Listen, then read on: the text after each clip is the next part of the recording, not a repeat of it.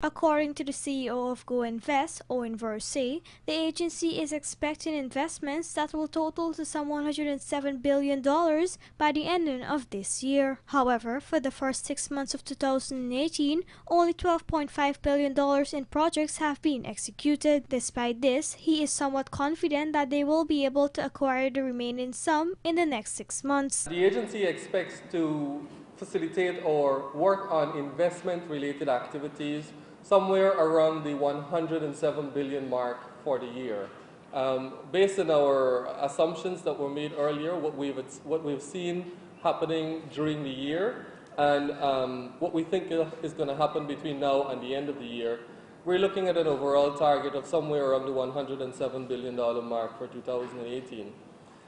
From January to June this year, we facilitated and executed about $12.5 billion in investment. Versey indicated today that this is so because there are projects in the pipeline which will be executed to reach a projected $107 billion.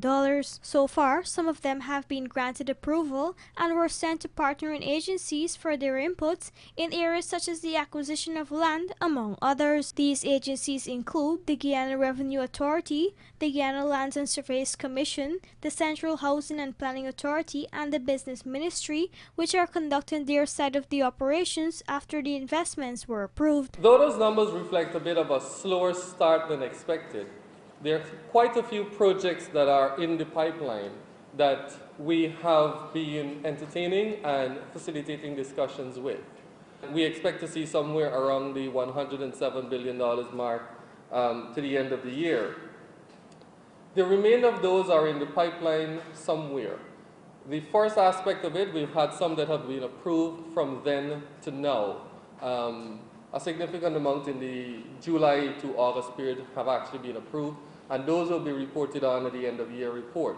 It was indicated that there has been a steady influx of potential investors. For oil and gas investments, a majority of the inquiries lies in the attainment of temporary lands or for engineering partnerships, while the non-oil and gas sector has seen interest in agriculture, manufacturing, and forestry, among others. Rupa Sinarain, The Evening News.